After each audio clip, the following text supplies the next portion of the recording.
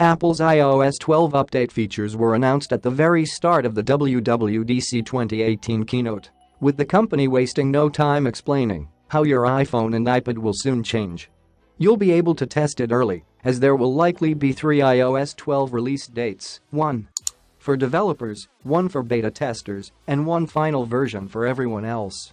The first developer beta is available right now, but it's early software and you must be a registered Apple developer to access this beta, and that costs money, $99 for the annual membership.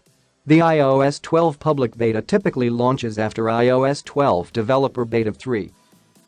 iOS 12 will focus on reliability and performance with this update and support all of the same phones and tablets that iOS 11 worked with.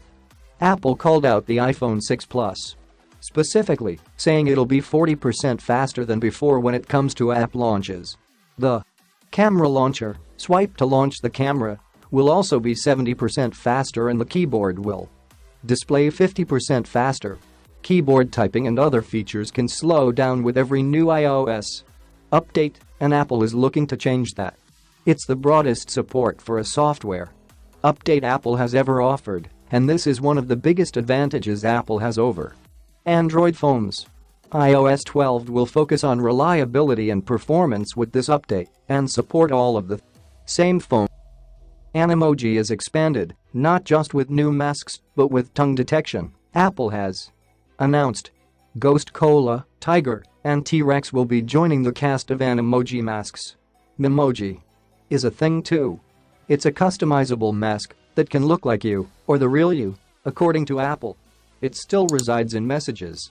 So far you can't use Emoji or Memoji in FaceTime or other apps. You can select hairstyles, eye color and accessories like earrings and sunglasses.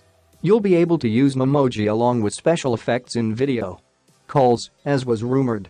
It's not for FaceTime, but very close. Group FaceTime is coming to iOS 12 with up to 32 participants, and you go directly from a group chat to a group FaceTime in the Messages app. People can drop in and drop out at any time. The interface is filled with tiles that can expand, and the roster along the bottom for everyone else. In the group FaceTime chat, when people start to speak, their window gets bigger.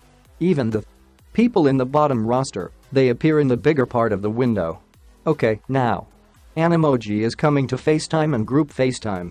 You'll of course need to update to iOS 12 to make that magic happen. It works on iPhone, iPad and Mac, and you can even answer on the Apple Watch with just audio.